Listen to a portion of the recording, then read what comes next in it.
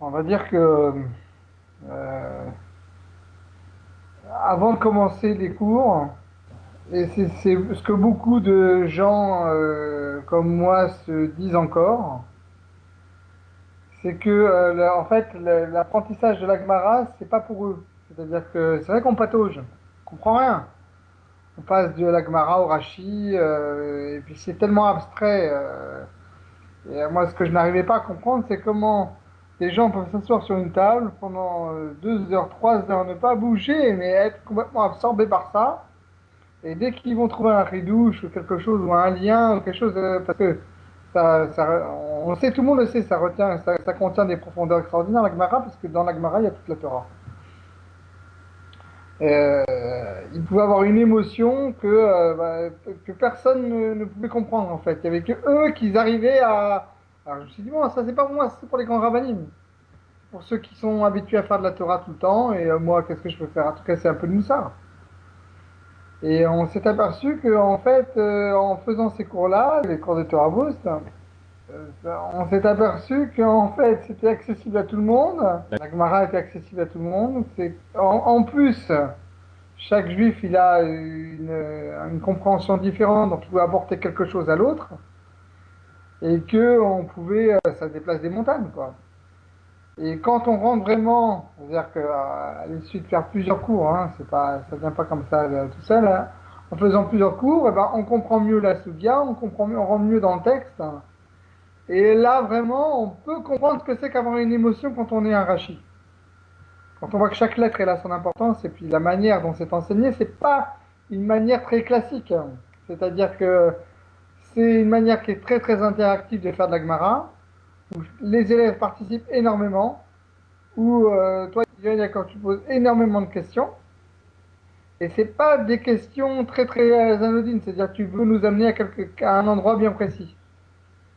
Ce qui est génial dans l'étude, et je pense qu'à mon avis, on fait exactement comme ceux qui sont Bachurim à la yeshiva, c'est que on rentre dans la Suga, on pense qu'on a compris, on fait la lecture, la traduction, ah vas-y répète, ah, vas-y on recommence. Et puis, c'est ça qui est génial, quoi. Donc ce qu'il y a, c'est que sur ce genre de cours, c'est très difficile d'expliquer ce qu'on peut ressentir parce qu'il faut faire le cours pour comprendre. Et, pour moi, il y a pas d'autre solution. On peut pas. Alors, c'est pas un cours de moussard où on est derrière son écran et puis on se laisse aller. Non, c'est un vrai apprentissage. C'est-à-dire que petit à petit, on est amené à comprendre mieux, à réfléchir, et puis ensuite, moi, je vois pas le temps passer. En tout cas, c'est mon expérience personnelle. Quand je suis sur un cours de Torah Boost, ça se passe 1 heure, je pourrais faire 2 heures, 3 heures. Pour moi, c'est exactement pareil. Je vois pas le temps passer. Bon, alors, au début, c'est sûr qu'elle est pas. On va faire que 4 5 lignes. Mais on s'aperçoit qu'avec le temps, déjà, on acquiert beaucoup plus rapidement. Mais les mots-clés sont très, très importants.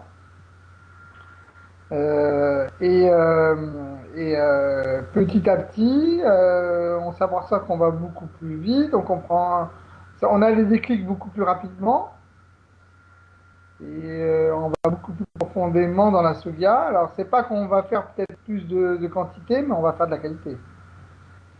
Moi, je vois, ça fait quand même quelques années, hein, avec des blancs, il y a eu des arrêts et machin, mais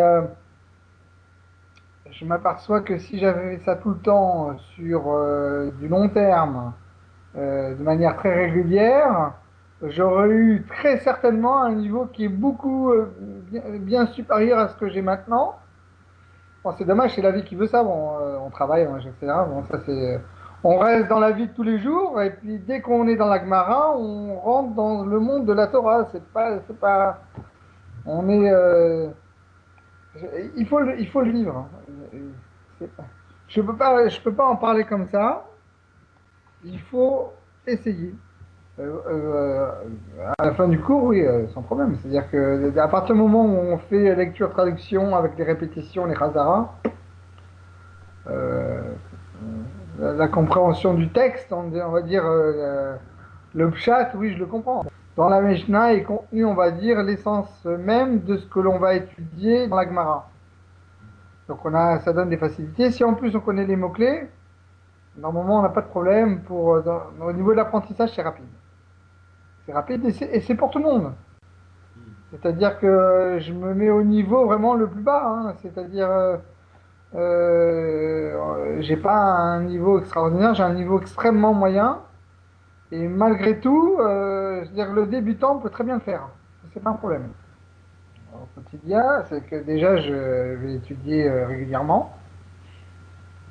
Et un juif ne veut pas évoluer normalement s'il n'a pas sa petite heure de Torah régulière. Bah, déjà, oh, bah, c'est pas un secret en fait, hein. C'est qu'à partir du moment où on se casse la tête dans la Torah, on a plus de facilité à vivre dans la vie de tous les jours, dans le travail, etc., etc. C'est-à-dire qu'on affronte les choses avec plus de philosophie. C'est pour ça que beaucoup de parents veulent absolument que leurs enfants fassent une année de yeshiva. À mon avis, c'est pour ça. C'est-à-dire que ça renforce. Ils apprennent les bases pour rentrer dans la vie. Parce que qu'est-ce que c'est que la Torah? C'est c'est comment je dois me comporter dans ma vie de tous les jours. Comment je dois être. Voilà. C'est la Gemara. La Gemara, c'est la Torah orale. Et encore. Et là, ce qu'on est en train d'apprendre, par exemple, c'est comment je dois me comporter si je vois un objet. Est-ce que cet objet est à moi ou il faut que je le prenne dans la main? Ouais, tout ça, c'est la vie de tous les jours. La Gemara, c'est quoi? C'est la vie de tous les jours. Ouais, il faut essayer, il faut essayer, il faut essayer. Donc, juste un cours, un ou deux cours. Même le super débutant qui sait à peine lire, il peut le faire, hein. C'est pas compliqué, hein. J'en sais quelque chose, moi j'ai commencé comme ça. C'était dans Brachot, sur Ashrei. Je me disais, mais jamais je serais capable de dire mais une ligne Gemara. J'ai pas les voyelles, comment je fais, le truc, le béaba, quoi. Bah, en fait, c'est tout à fait accessible. À la fin d'un cours qui est fait par Yoel Yaakov, on a l'acquisition totale de la lecture, de la traduction et de la compréhension, et ça peut même aller plus loin, c'est-à-dire qu'on peut plus profondément dans la sugya. Et en plus, ce qu'il faut savoir, c'est qu'on n'a même pas besoin de reprendre un nouveau cours pour réviser, puisque ce qui a été fait est déjà préenregistré par des cours vidéo. Et donc, pour le cours qui va précéder, on a déjà révisé par le biais de la vidéo qui a été envoyée. Et la vidéo, c'est quoi? C'est la lecture, la traduction et la compréhension. Donc, avec tout ça, normalement, on est blindé. Enfin, moi, j'adore ça, hein. Bon, maintenant, celui qui n'a pas essayé ne peut pas comprendre. Il peut pas, c'est impossible. Il faut rentrer dans la subia, il faut comprendre. Et en plus, ce qu'il y a de bien, c'est que Yoel Yaakov se met au niveau de chaque élève. Donc, il y a un élève qui est débutant, forcément, il va pas mettre le paquet tout de suite en faisant 10 lignes de Gemara. Et c'est ça le problème. Justement, c'est ça le problème qu'on a dans les, quand on va faire une heure d'étude à la synagogue. C'est que on est tous de niveaux différents et le Rav ou le professeur ou enfin je sais pas, celui qui donne le cours, il se met pas au niveau de chacun. Alors il y a des cours de débutants, d'accord, mais des fois ça va trop vite. Et c'est pour ça qu'on laisse tomber. Non, c'est pas pour moi. Mais si c'est pour toi. Et le problème c'est que tu n'as pas trouvé le cours qu'il te fallait. Donc je pense que pour les débutants c'est vraiment l'idéal. Et pour ceux qui sont plus confirmés, c'est l'idéal aussi parce qu'on va mieux, on va plus loin dans la Sugia, et puis c'est de la vraie réflexion.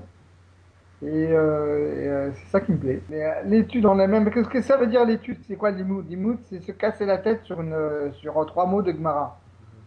Et d'essayer de comprendre les pourquoi, le pourquoi du comment, et à tel point on oublie machin, etc.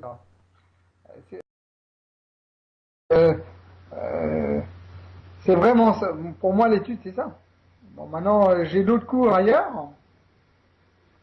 dans lequel je fais de la Gemara et je vais utiliser mes connaissances que j'ai fait avec Torah Boost pour pouvoir les développer ailleurs. Et quand on arrive à ça, ben ça c'est génial parce que euh, ça veut dire que ce qu'on a acquis par les cours de Torah Boost, on peut le décupler sur les cours d'à côté. Et ça c'est bien. Bon, enfin, il faut essayer, il faut essayer. Et il faut pas avoir peur. Et puis, une fois qu'on est dedans, on est au top, quoi. Au top, parce qu'on voit que on voit qu'on progresse, quoi. Moi, je vois quand, bon, ça fait quoi, une dizaine d'années. En 10 ans, bon, j'ai fait aussi pas d'autres cours ailleurs qui m'ont beaucoup apporté. Mais sincèrement, là où j'ai le mieux appris, je pense que parce que c'est le fait de ce que les gens ne savent pas, c'est apprendre à apprendre. Il y a une méthode pour apprendre. Et cette méthode-là, un professeur lambda il n'y a pas. Il n'y a pas. Mais apprendre à apprendre une sugia, ça s'apprend. Ça s'apprend. On décortique un texte, on ne décortique pas comme ça. C'est pas. Et je pense que dans les yeshivot, c'est ça qu'ils font. C'est qu'ils apprennent à décortiquer un texte. Et à tel point que le texte à la fin il est tellement su et appris qu'en l'espace de quelques minutes on peut réviser une page. Alors bon, moi j'en suis pas encore à ce niveau-là, mais je suis persuadé que moi je vais tendre à ça. Mais comme je dis, si on fait pas un cours, parce que moi je suis devant un écran, hein. Je suis devant un écran, j'ai la Gemara devant moi, et il faut comprendre la manière dont Yaakov il fait, c'est-à-dire que à travers mon écran, il va me souligner, on va dire, le mot-clé, il va entourer le passage qu'on est en train d'étudier, euh, et on va faire la lecture, on va faire la traduction, mais c'est pas une lecture, c'est-à-dire que on va décortiquer le mot pour bien comprendre le sens profond du mot. Chaque lettre, on va dire, a une importance. Et encore, on fait pas Rachi. Alors le jour où on va faire Rachi, c'est de la force. Enfin bon. Bon, Euh, on et va bon, étudier. là, c'est un vrai apprentissage. Ben, essayer, c'est bien. Voilà.